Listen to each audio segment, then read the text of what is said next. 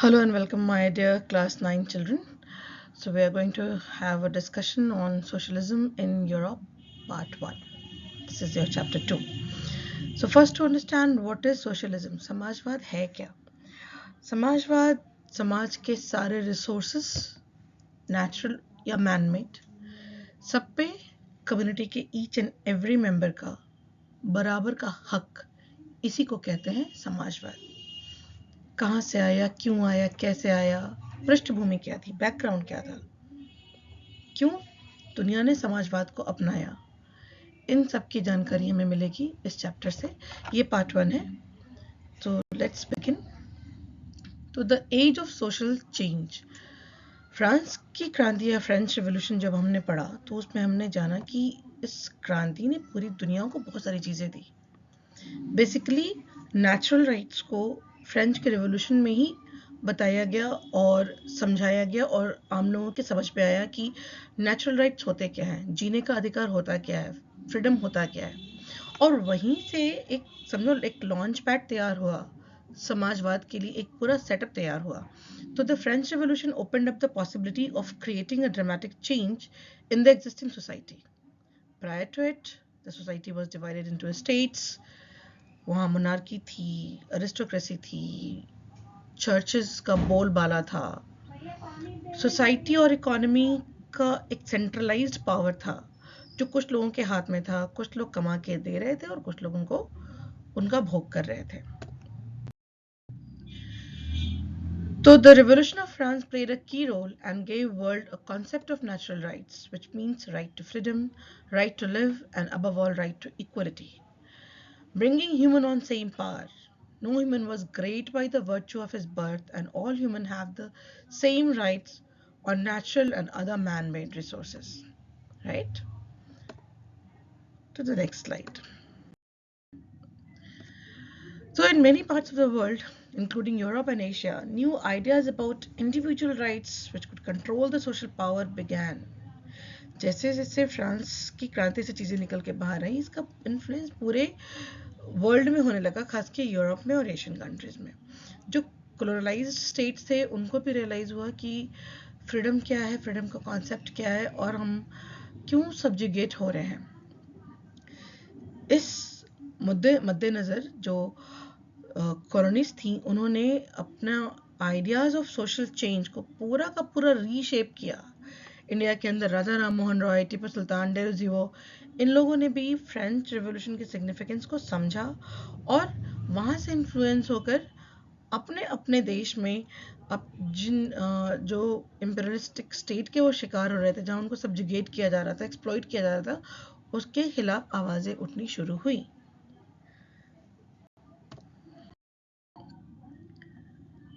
अब सोशलिज्म के इन्फ्लुएंसर्स कौन थे? जैसे आज हम सब इन्फ्लुएंसर्स के वर्ल्ड में हैं, हम और आप दोनों भी। तो उस वक्त के जो इन्फ्लुएंसर्स थे ये थे liberals, radicals and conservatives. Liberals वो थे जो प्रॉपर्टी ओनर थे, they believed in a system which accepted all religion and not concentrates on a single religion. मतलब कोई एक धर्म नहीं होगा, सब धर्म को हम एक पोजीशन देंगे। डायनेस्टी रूलर्स नहीं होंगे, बट इतना याद रहे लिबरल्स डायनेस्टी रूलर्स के अगेंस्ट थे, but they were not Democrats. वो डेमोक्रेट्स भी नहीं थे क्योंकि इनके हिसाब से वोटिंग राइट सोसाइटी के हैव्स के पास होना चाहिए था। जो हैव नॉट्स है, जिनके पास कोई प्रॉपर्टी नहीं थी, जो मैन्युफैक्चरर नहीं थे, जो लैंड ओनर्स नहीं थे, उनको वोटिंग राइट नहीं मिलनी चाहिए थी और इसके अंदर औरतें भी शामिल थी। तो ये लिबरल्स थे। इनसे अपोजिट थे रेडिकल्स। उनका कहना था कि they argued that democratic reforms did not improve society enough. Right, इनके हिसाब से सिर्फ समाज के कुछ ऐसे लोगों के हाथ में वोटिंग राइट नहीं होने चाहिए थे जो पहले से ही पावरफुल थे। दे टॉक्ड अबाउट इंक्लूजन और बेसिकली सोशलिज्म का कॉन्सेप्ट भी यही लेके आए। They wanted a new system of government called socialism, and socialists believed the society should be more cooperative than competitive. मतलब सोसाइटी के अंदर एक भेड़ चाल मारा मारी ये सब ना होने के से अच्छा होता कि सोसाइटी के अंदर एक कोऑपरेटिव सिस्टम को डेवलप किया जाता। और इन सब से इतर थे भाई हमारे ये कंजर्वेटिव्स। ये तो शुरुआत में किसी बदलाव को मानने को तैयार ही नहीं थे, इनको किसी बदलाव को मानना ही नहीं था। लेकिन मिड 18th सेंचुरी तक आते आते इन्होंने बदलाव को स्वीकार किया, लेकिन फिर भी इनको पुराना सिस्टम ज़्यादा पसंद आता था और ये चाहते थे कि जो चेंज हो वो एकदम से ना हो, बल्कि चेंज थोड़ा थोड़ा धीमे धीमे हो, उसका प्रोसेस स्लो हो। एकदम से मोनार्कियल सिस्टम को चेंज करके या जो टैक्सेशन सिस्टम को चेंज करके या जो सोसाइटी का वो जो कुनबा था जिनको बहुत ज़्यादा सुविधाएं मिल रही थी, उनको एकदम से रप्ट करके चेंज कर देना ये इसके पक्ष में नहीं थे। बट इनको हम लिबरल कंजर्वेटिव्स कह सकते हैं, राइट। अब सोशल जब हम सोशलिज्म की बात करते हैं और जब हम रिवॉल्यूशन की बात करते हैं तो समाज हर तरीके से चेंज हो रहा था, राइट। तो इंडस्ट्री भी आ रही थी, मतलब कहने का मतलब इंडस्ट्रियलाइजेशन हो रहा था यूरोप के अंदर। This was the time of economic and social change, बड़े पैमाने पे, मतलब एकदम से अपसाइड डाउन की तैयारी में था Europe. So it was also the beginning of the Industrial Revolution. Men, women, children were pushed into factories for low wages. Liberals and radicals who were factory owners felt that effort must be encouraged so that benefits of industrialization should be passed on to workers. Now, अब तक तो बात थी कि राजा प्रजा, प्रजा ने overtake किया, जो इन्फ्लुएंशियल प्रजा थी, जिनके पास पैसे थे, जो मैन्युफैक्चरर थे, जो फार्म लैंड ओनर्स थे, उनके हिसाब से एक डेमोक्रेसी का एक नया डेफिनेशन आता है।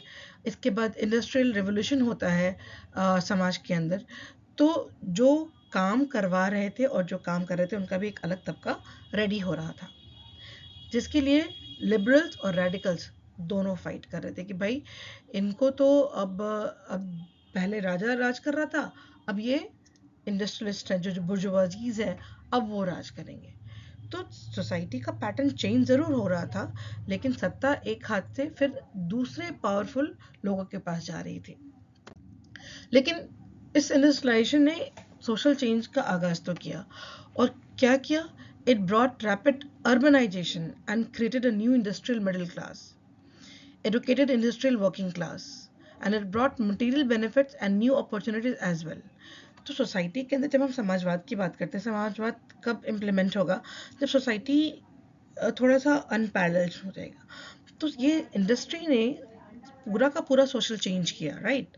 सोशल चेंज किया, रैपिड अर्बनाइजेशन हुआ, एक middle class, elite middle class के साथ साथ इंडस्ट्रियल मिडिल क्लास भी सामने आना शुरू हुआ, एडुकेटेड भी था, फिर मटेरियलिस्टिक बेनिफिट्स भी हुए, अपॉर्चुनिटीज भी मिली।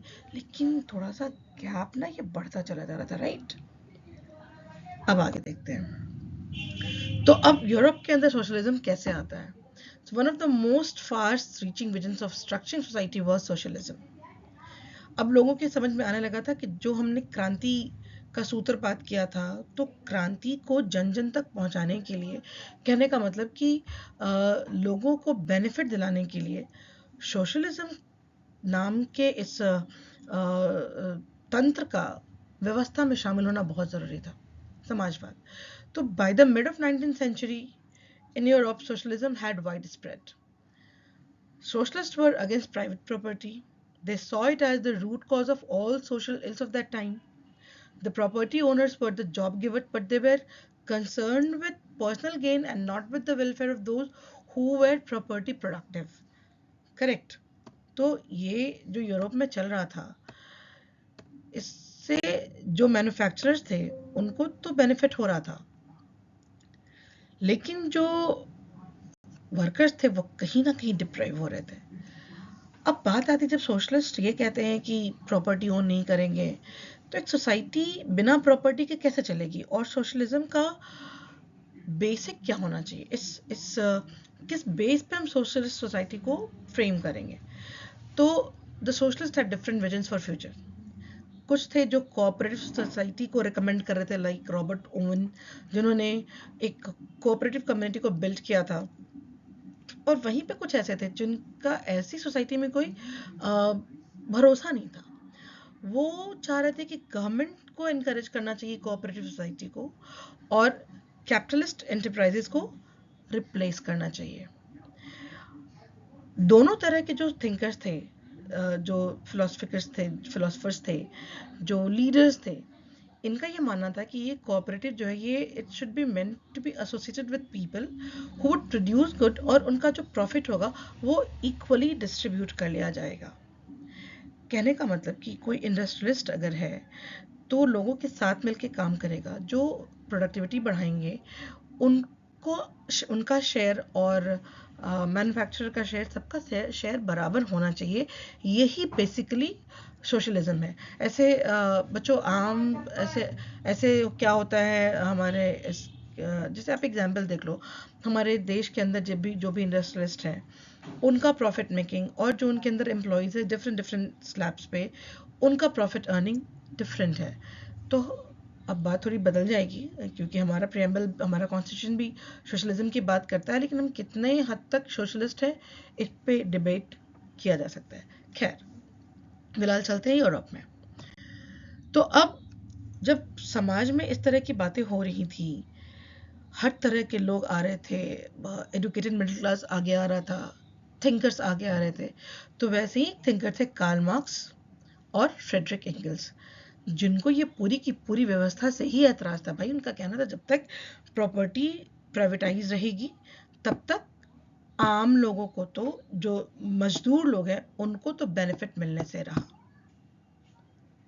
कार्ल मार्क्स ने तो यहाँ तक कह दिया था, दुनिया के मजदूरों एक हो जाओ, तुम्हारे पास खोने के लिए कुछ नहीं है जंजीरों के अलावा।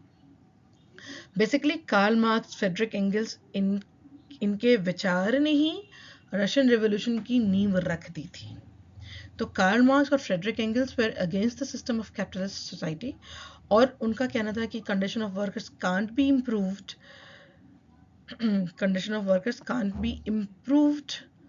unless the idea of capitalism isn't thrown away or washed out. Marx argued and suggested the working class to rebel against capitalists and free themselves from exploitations. He recommended for radical society where all property was socially controlled, named as communist society. A communist society was the natural society of the future. अब ये पूरा world साम्यवाद की बात करता है, communist society की बात करता है। कार्ल मार्क्स को इसका प्रणेता बोला जाता है, लीडर बोला जाता है। प्यारे बच्चों,